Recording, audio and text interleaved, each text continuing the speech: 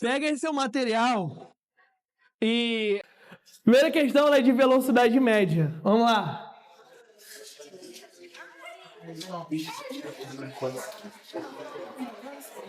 Primeira questão, ela fala o seguinte pra gente. Uma empresa de transportes precisa efetuar a entrega de uma encomenda o mais breve possível. Para tanto, a equipe de logística analisa o trajeto desde a empresa até o local da entrega.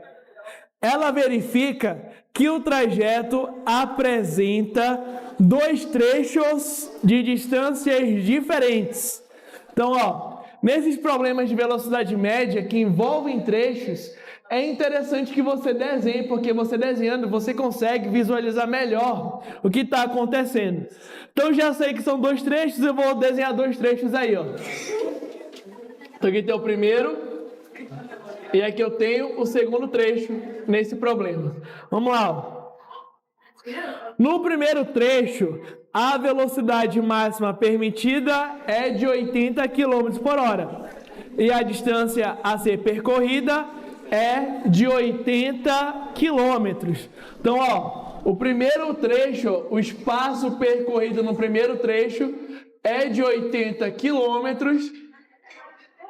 E a velocidade no primeiro trecho é de 80 km por hora. Aí, antes de ler o resto da questão, o que a gente consegue calcular com velocidade e com o espaço percorrido? É o tempo. Por quê, professor? Lembra lá da fórmula da velocidade média? Para calcular a velocidade média, a equação é espaço sobre tempo, ΔS sobre ΔT.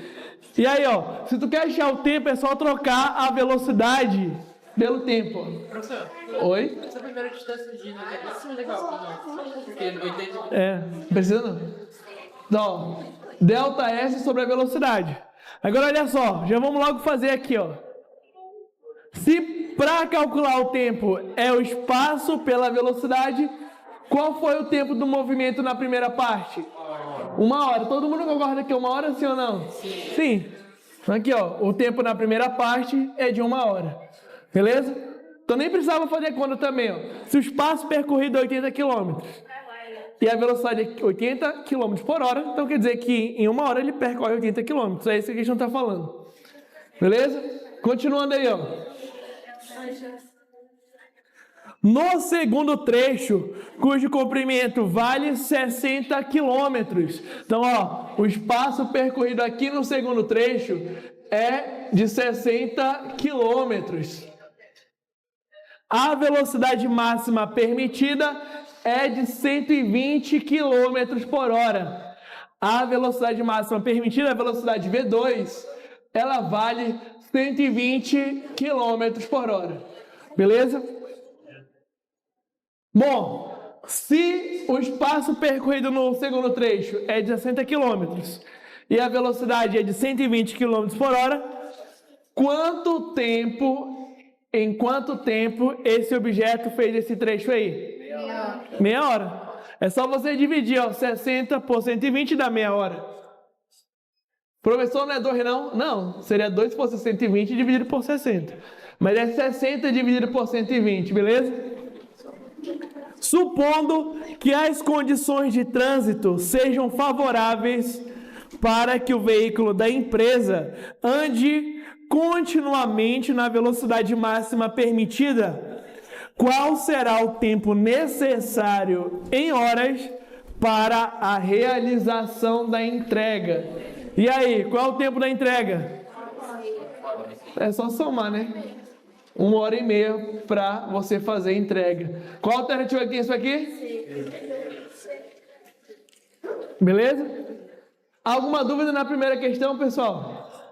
Então, vamos para a próxima. Vamos lá. Segunda questão. A segunda questão, ela está falando o seguinte para gente. A andorinha é aquele animal que empolera em nossas varandas, que faz seus ninhos em nossas casas e que vai de um lado para o outro de nossas cidades.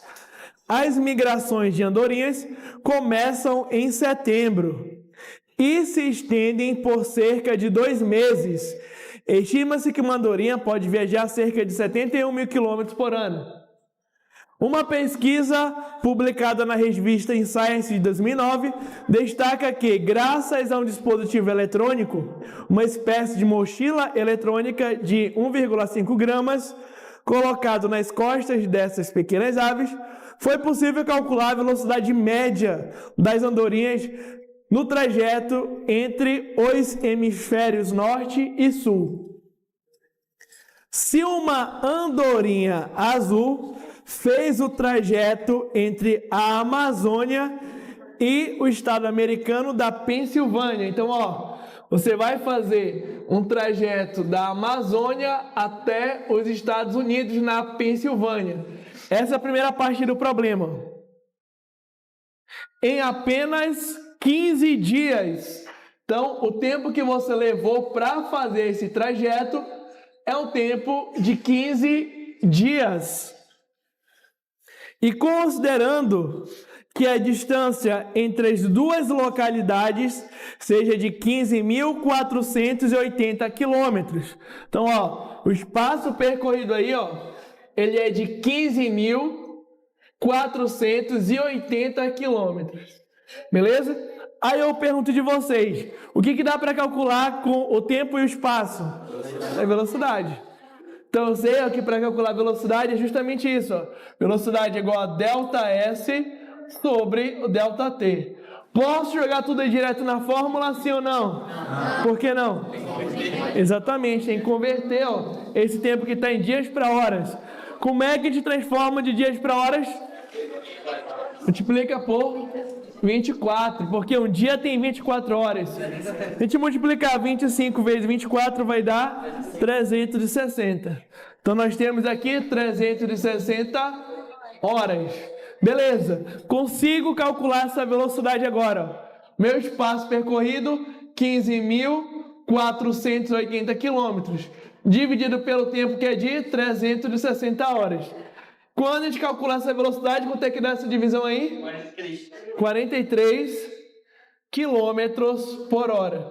Essa é a velocidade da andorinha da Amazônia até os Estados Unidos. Beleza? Até aí alguma dúvida? Não.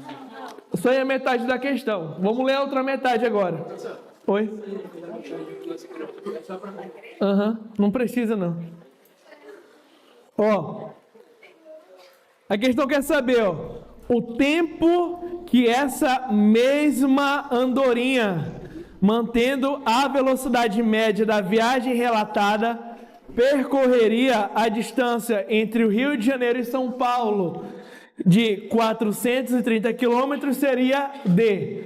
Então, agora ela vai do Rio de Janeiro até São Paulo. Agora ela vai do Rio de Janeiro até São Paulo. A questão quer saber o tempo que ela faz para fazer essa viagem com essa mesma velocidade. Por isso que eu já adiantei aqui a nossa vida calculando essa velocidade. Com essa mesma velocidade, para percorrer a distância do Rio de Janeiro até São Paulo, que era de 430 quilômetros. Isso aqui vai ser igual a... Vamos lá. Se eu quero calcular o tempo, espaço percorrido pela velocidade, trocou um pelo outro. Então, esse intervalo de tempo é igual a ΔS sobre V. Meu espaço percorrido, 430 quilômetros. Minha velocidade, 43 km por hora. Quando eu divido um pelo outro, vai dar 10. Então, quer dizer que essa andorinha leva 10 horas para fazer essa viagem. Beleza? Qual a alternativa? Correto que tem isso aqui? B. Terceira questão. Vamos lá. Terceira questão. A terceira questão, ela fala o seguinte, um carrinho de brinquedo funciona por fricção. ao ser forçado e girar suas rodas para trás contra uma superfície rugosa. Quando a questão fala contra uma superfície rugosa, não quer dizer que aí vai aparecer uma força de atrito. A rugosidade, pessoal, como se fosse a textura dessa parede aqui, ó. Quanto mais imperfeição, mais atrito a superfície tem. É como se fosse a textura do asfalto. Isso que é a rugosidade. Vamos lá. Então, contra uma superfície rugosa, uma mola acumula energia potencial elástica. Então, a questão também está falando de energia. Energia potencial elástica é a energia que aparece quando a gente comprime uma mola. Ao soltar o brinquedo, ele se movimenta sozinho para frente e sem deslizar. Quando o carrinho se movimenta sozinho, sem deslizar, a energia potencial elástica é convertida em energia cinética pela ação da força de atrito. Vamos lá.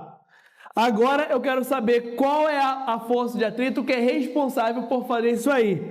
Letra A, atrito dinâmico na roda devido ao eixo.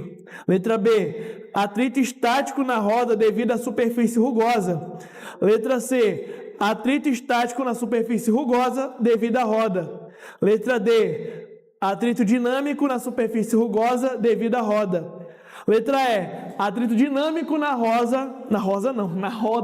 Qual a alternativa que você acha que é verdadeira? A, B, C, D ou E? A resposta correta é a letra B. Ó, lembre-se, nós temos dois tipos de força de atrito. Atrito estático e o atrito dinâmico, que também é conhecido como atrito cinético. O atrito estático, pessoal, é aquela força que ela atrapalha o movimento e ela não deixa o corpo sair do lugar. O atrito dinâmico ou cinético é uma força que atrapalha o movimento, mas mesmo com essa força de atrito, você consegue movimentar o objeto. Aí você fala, pô, professor, por que é atrito estático se essa questão está mais parecida com atrito dinâmico? Pois é, por que é atrito estático e não dinâmico? Porque a questão falou que é sem deslizar. Por exemplo, o que seria deslizar? Eu estou empurrando esse apagador aqui, ó, e ele está deslizando. Se ele estiver deslizando, a força de atrito seria o atrito dinâmico. Mas a roda ela não está deslizando, ela está girando. Então o atrito estático, ele vai pegar aquelas rachaduras que tem no pneu, vai encaixar no asfalto, e quando ele encaixa no asfalto, ele faz com que a roda empurre o carro para frente. Então, é o atrito estático que faz com que a roda gire para o carro se movimentar. Então, isso explica o porquê que quando os motoristas em geral estão com seu veículo com o pneu careca, eles não podem trafegar, senão não leva multa. Porque se o pneu vai ficando careca, ele vai perdendo essa capacidade de encaixar o pneu no asfalto. E aí, se ele perde essa capacidade de encaixar o pneu no asfalto, então ele tem a capacidade de deslizar. E aí, na hora de frear, ele pode causar um acidente. Por isso que é o atrito estático, para encaixar o pneu no asfalto. Todo problema que envolve pneu e atrito é sempre o atrito estático. Beleza? Terceira questão, letra B. Vamos para a quarta questão. Vamos lá. Quarta questão. Opa, peraí. Essa, na verdade, é a 4, né? É 4, opa, tá certo. 4 é a teórica ainda, esqueci dela. Mais uma teórica, vamos lá, ó. A questão 4, ela fala o seguinte, ó. Durante uma faxina, a mãe pediu que o filho a ajudasse deslocando um móvel para mudá-lo de lugar. Para escapar da tarefa, o filho disse ter aprendido na escola que não poderia puxar o móvel, pois a terceira lei de Newton define que se puxar o móvel o puxará igualmente de volta. E assim, não conseguirá exercer uma força que possa colocá-lo em movimento. Qual argumento a mãe utilizará para apontar o erro de interpretação do garoto? Letra A força de ação é aquela exercida pelo garoto. Letra B, a força resultante sobre o móvel é sempre nula. Letra C, as forças que o chão exerce sobre o garoto se anulam. Letra D, a força de ação é um pouco maior que a força de reação. Letra E, o par de forças, ação e reação, não atuam em um mesmo corpo. Qual é a alternativa correta? A, B, C, D ou E? Letra E. Perfeito. Isso é um dos princípios da ação e reação. Não existe par de ação e reação no mesmo corpo. Qual era a desculpa do menino? O menino estava falando que ele ia empurrar o móvel. Ele estava falando que o móvel ia empurrar para trás, ou seja, ele ia anular as forças. Então não tem como o móvel anular a força que é colocada nele mesmo. Não tem como você ter um par de ação e reação no mesmo corpo. Você precisa de dois corpos diferentes para que tenham essas forças anuladas. Beleza? Como que seria a situação de as forças se anularem num corpo? Por exemplo, imagine que a mãe amarrou uma corda para a direita e o filho amarrou uma corda para a esquerda. Se eles fazem forças iguais em sentidos opostos, aí essas forças se anulam. É só esse caso. Fora isso, não tem como ter ação e reação no mesmo corpo, beleza? Por isso que na quarta questão a resposta correta é a letra E. Certo? Vamos agora para a questão número 5. Vamos lá, ó. Atenção, pessoal. Aqui da questão, ela está falando o seguinte, ó. Um corpo de peso igual a 10 newtons. Olha só. Então, a questão já está dando para você o peso do bloco. O peso aí é um peso que vale 10 newtons. Quer falar, Tassi? Se o peso é de 10 newtons, já dá para calcular a massa também, né? Quanto é que tu acha que é a massa desse objeto? Né? Não, a massa é 1 quilo. A massa é 1 quilo. Como assim? Como é que a massa é 1 quilo? Como é que eu calculo o peso mesmo? Massa vezes a gravidade. Se o peso é 10, a massa é o que eu quero achar. E qual a gravidade da Terra? Cancela 10 com 10, quanto é que eu vou dar massa? 1. Beleza? Então, para resolver esse problema, já logo vamos fazendo a nossa análise de forças. Ó, quando tu tá estudando o plano inclinado, para onde é que vai apontar a força-peso? Para baixo. Na verdade, não só no plano inclinado, centro do planeta, certo? Mas para cá, ó, para qualquer efeito de conta, tu coloca a força-peso para baixo. Então, ó, tu vai ter a força-peso apontando para baixo. Beleza? Ele está falando, ó, que tu tem um plano inclinado formando um ângulo θ com horizontal. O corpo está sujeito a uma força de atrito cinético de coeficiente igual a 0,3. Então, o coeficiente de atrito é igual a 0,3. Professor, o que é coeficiente de atrito? O coeficiente de atrito, pessoal, é uma característica das superfícies. Tu pode considerar como se fosse a aderência. Quanto maior for o coeficiente de atrito, maior a aderência da superfície com o corpo. Por exemplo, todo calçado, daquele que tu compra, sei lá, na loja da Nike até aquele que tu compra ali no centro, eles vão ter, ó, essas aberturas aqui. Porque essas aberturas, elas são justamente feitas para o seu pé encaixar na superfície, para dar aderência. Quanto maior for o coeficiente de atrito, maior a aderência que um corpo vai ter com a superfície. Beleza? Então esse que é o papel desse coeficiente de atrito aí. Ó.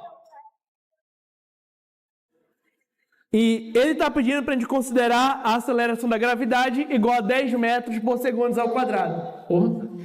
Ele acabou de considerar aqui, ó, gravidade 10, então já foi. Assinale a alternativa que apresenta os valores corretos para a força normal e para a aceleração do corpo. Então a questão está querendo saber, ó, qual é o valor da força normal e qual é o valor da aceleração do corpo. É isso que a questão quer, beleza? E nós temos mais uns dados aí, ó. A questão também está nos dando, ó, que o seno do ângulo θ, isso aqui é igual a 0,6. E o cosseno do ângulo θ, isso aqui é igual a 0,8. Esses são os dados aí que a questão está nos dando. Eu quero saber qual é o valor da força normal e qual é o valor da aceleração. Beleza? Então vamos lá. Ó, pessoal, vamos lá. Para achar a força normal, antes, né, vamos fazer o nosso diagrama de forças aí. Vamos ver quais são as forças que estão atuando sobre esse bloco. Quando você tem um corpo no plano inclinado, a força normal, que é a força de contato entre o corpo com o bloco, ele vai apontar para cá, ó.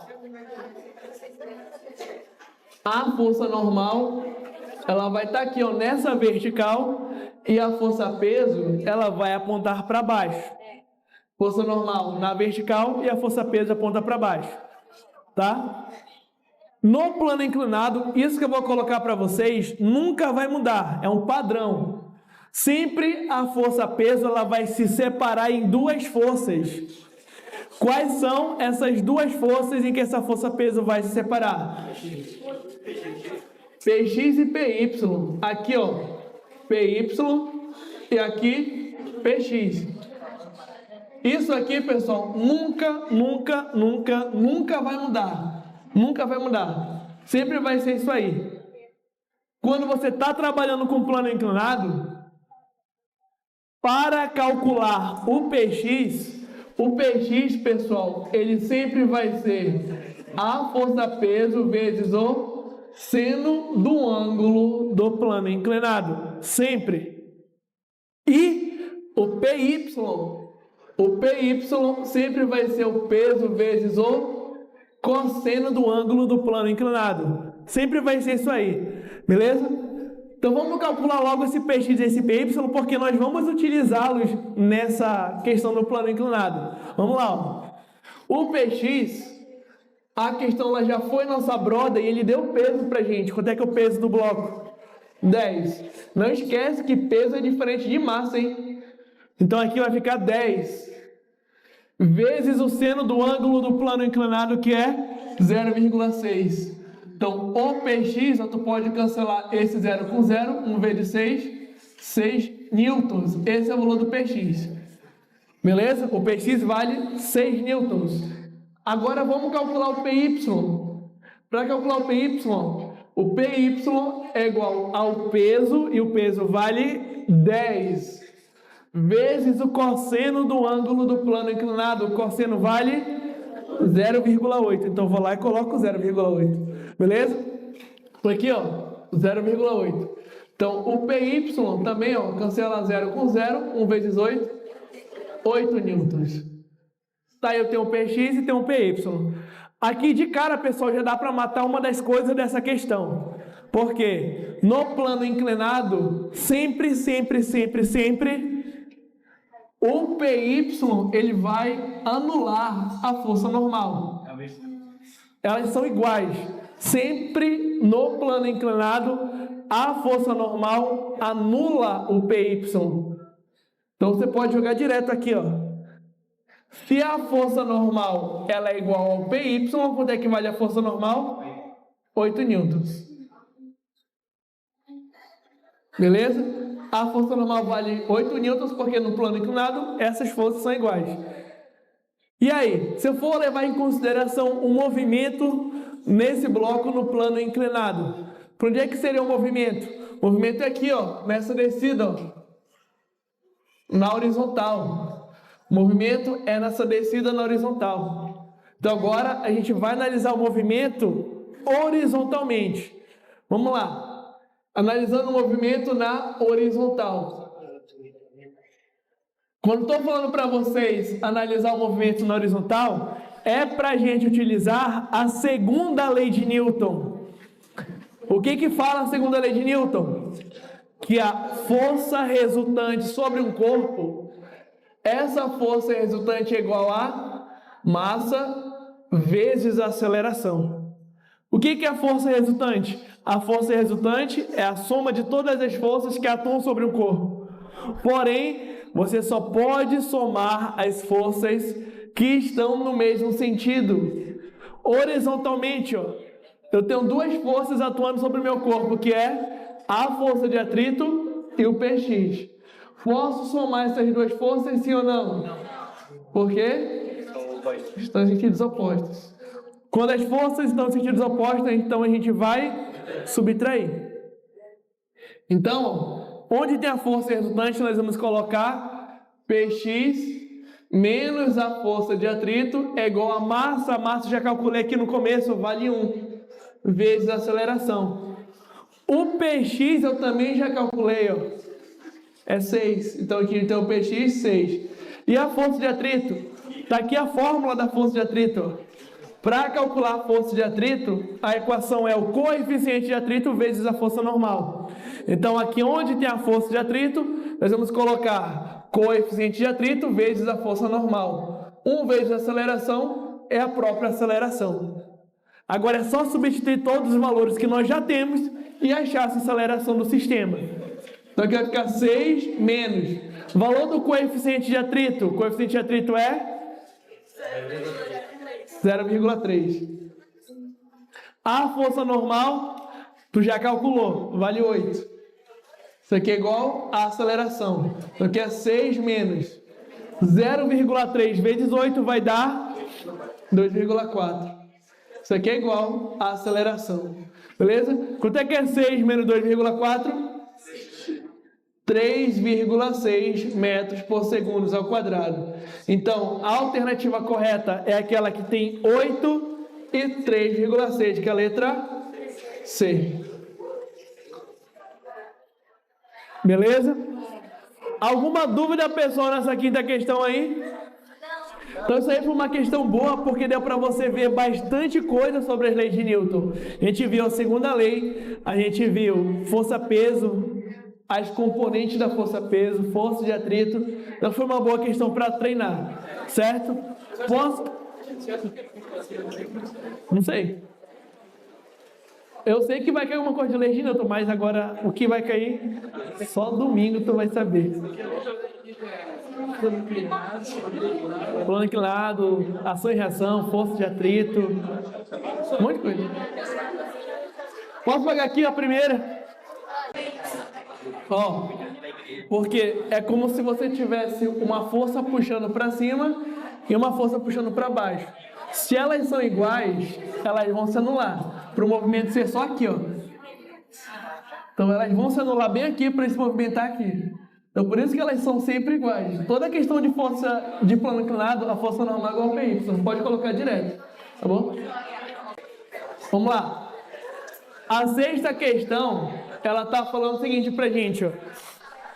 Uma caixa de massa de 5 quilos sobre um piso horizontal é puxada simultaneamente por uma força horizontal de 10 newtons e uma força vertical para cima de 20 newtons. Vamos desenhar essa situação aí. Para esse tipo de problema é de extrema importância que você desenhe, porque você consegue visualizar e entender melhor o que está acontecendo. Ó, esse bloco ele tem determinada massa. Essa massa é uma massa de 5 quilos. E aí, ó, a questão está falando que tem uma força que está puxando ele para a horizontal. E essa força é uma força que eu vou chamar de F1. Essa força F1 é de 10 newtons. E também nós temos aqui uma força na vertical. Essa força na vertical eu vou chamar de força F2. E essa força F2 ela vale 20 newtons. Então esse é o desenho do contexto dessa questão, beleza? Sabendo-se que os coeficientes de atrito estático e cinético da caixa e o piso são igual a 0,3 e 0,2. Ele vai te dar dois coeficientes de atrito, mas você vai usar só um. Vou já explicar qual é que a gente vai usar. E aí, ele pergunta, qual é o módulo da aceleração do bloco em metros por segundo ao quadrado? Ele está dando a gravidade, que vale 10 metros por segundo ao quadrado. Ele quer saber qual é o módulo da aceleração do bloco.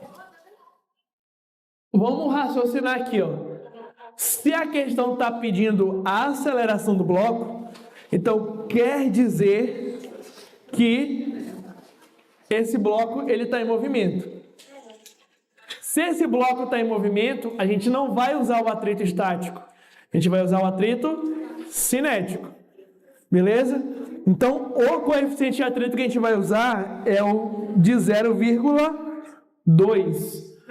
O coeficiente de atrito cinético que a gente vai usar nesse problema, ele é de 0,2. O que nós vamos fazer? A gente vai considerar que esse movimento ele ocorre na horizontal. Esse movimento ocorre na horizontal aqui,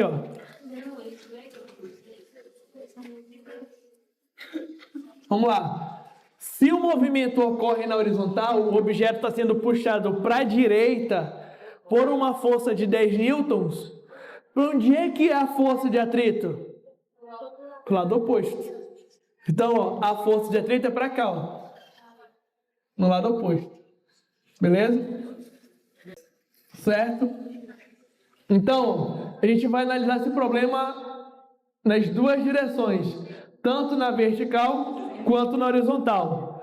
A nossa primeira análise vai ser na horizontal. Vamos analisar o problema na horizontal, vamos lá. Analisando o problema na horizontal, nós vamos utilizar a segunda lei de Newton.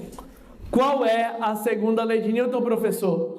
Força resultante, isso aqui é igual a massa vezes aceleração. Beleza? Força resultante é a soma das forças que atuam no corpo. Como eu estou analisando apenas na horizontal, então você vai analisar só duas forças aí, que é a força F1 e a força de atrito. Beleza? Eu quero achar a aceleração, não esquece, hein? Força resultante é a soma das forças que atuam sobre o meu corpo. Eu posso somar a força F1 com a força de atrito, sim ou não? Não, porque elas estão em sentidos opostos. Então você vai subtrair. Então a força resultante vai ser F1 menos a força de atrito. Isso aqui é igual a massa que o problema deu, que é 5, vezes a aceleração, que é o que o problema quer que a gente ache. Certo? A minha força F1 é igual a 10. Então aqui onde tem a força F1, 10. Menos a força de atrito. A questão ela não deu força de atrito, então você tem que calcular. Como é que eu faço para calcular a força de atrito? Coeficiente de atrito vezes a força normal. Mas o Mi é a mesma coisa que coeficiente de atrito. Beleza? Então hoje tem a força de atrito, coeficiente de atrito vezes a força normal. Isso aqui é igual a 5 vezes a aceleração. Só que como eu estou utilizando o atrito cinético, então aqui é o coeficiente de atrito cinético. Por que a gente sabe que o atrito é cinético? Porque tem aceleração. Se tem aceleração, tem movimento. Então, aqui eu vou ter 10 menos o coeficiente de atrito cinético, que é 0,2, vezes a força normal, que é igual a 5 vezes a aceleração. Aí deu ruim pra gente. Por que deu ruim? Como é que eu vou achar a aceleração se eu não tenho a força normal?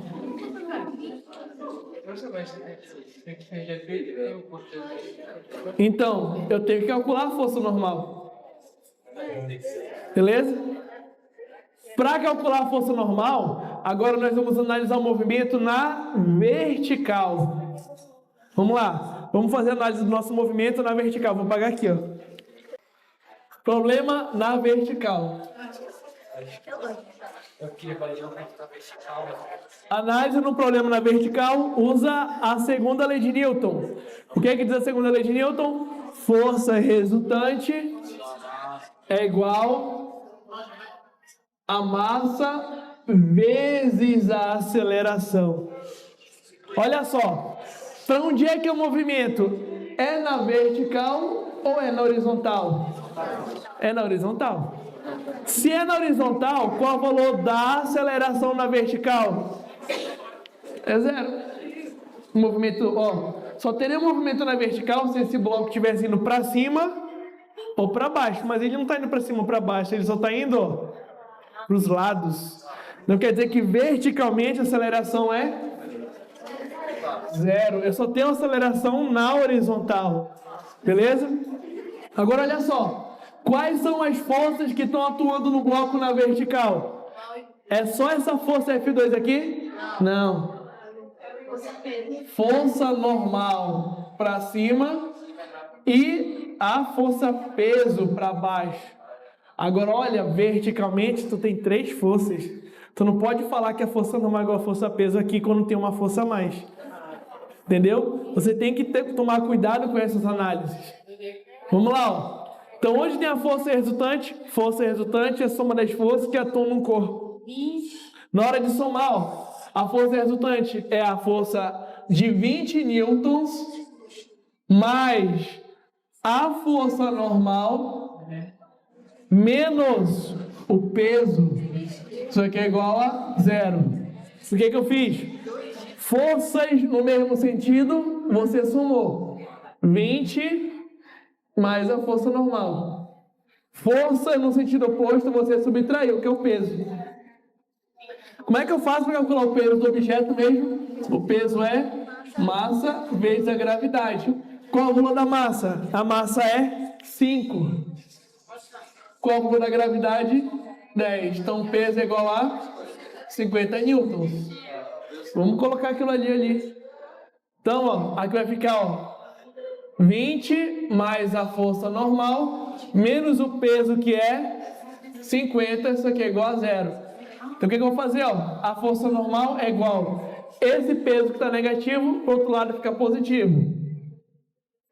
Esse 20 está positivo, para o outro lado da equação fica negativo. Então quer dizer que a força normal é igual a 30 newtons.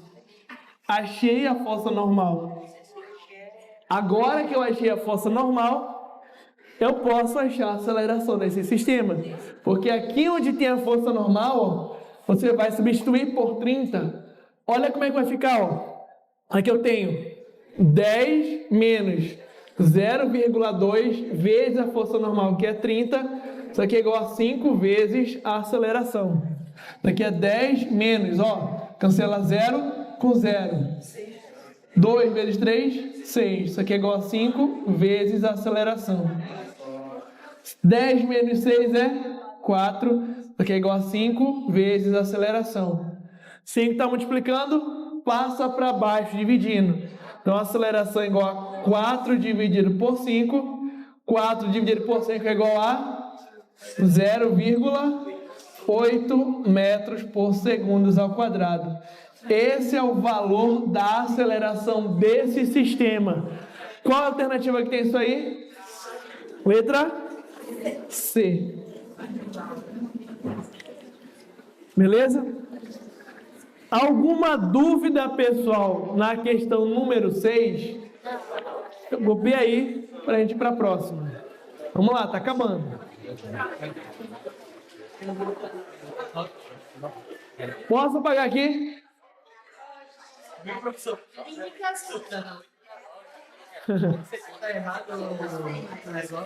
Ah, não tem, né? Os negócios aí. quando tiver. Quando não tiver em movimento, a normal é ver se você nota. E isso se não tiver nenhuma força, começa aí, ó. Porque ela é só. Não é porque está em movimento, é porque tem uma força a mais. Então, elas só vão ser iguais se essa força a mais não existir. Vamos lá, ó. Vamos finalizar nossa aula, pessoal, com uma questão de gravitação aí.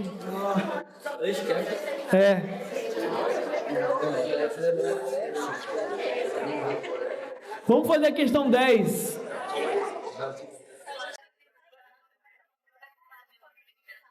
Vamos lá, atenção aí, ó. Atenção, última de hoje. Num determinado sistema planetário, um planeta descreve um movimento de translação ao redor de uma estrela, segundo a trajetória e o sentido representados na figura. Sabe-se que o deslocamento entre os pontos A e B ocorre em 4 meses terrestres. Então, ó, para sair do A e ir até o B, ó, o tempo para ir do A até o B é igual a 4 meses. É isso que a questão está falando para a gente, beleza? E que as áreas A1 e A2 são iguais. E que as áreas A1 e A2 são iguais. Se a área A1 e A2 é igual, sabe o que significa isso? Que o tempo para ir de B até C também é de 4 meses. Por que o tempo de B até C também é de 4 meses? Segunda lei de Kepler, lei das áreas. A lei das áreas diz que o planeta varre áreas iguais em tempos iguais. Beleza? Isso é a segunda lei de Kepler. Considerando válidas as leis de Kepler para o movimento planetário, e sabendo que o período de translação do planeta ao redor dessa estrela é igual a 20 meses terrestres, o intervalo de tempo para que ele percorra o trecho de C até A em meses terrestres é igual a o tempo que ele leva para sair de C até A é igual a quanto? Como é que eu vou resolver isso aí, ó?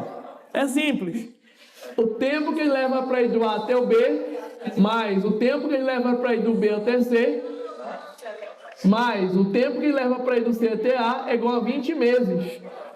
Então, ó, o tempo daqui, do A até o B, do B até C e do C até o A tem que dar 20 meses. Então, ó, se o tempo de A até B é igual a 4, mais o tempo de B até C é igual a 4, mais o tempo de C até A, isso aqui é igual a 20, isso aqui é igual a 8. Mais o tempo que o C leva para ir até o A, que é igual a 20. 8 está positivo, para o outro lado fica negativo. Então, o tempo para sair do C até A é igual a 20 menos 8. E aí, 20 menos 8, o tempo para ir de C até A é igual a 12 meses. Qual é a alternativa que tem isso aqui? Letra B de bora merendar. Eu não tenho gabarito dessa lista. Tchau, pessoal. Então, até a próxima para vocês. Uhul!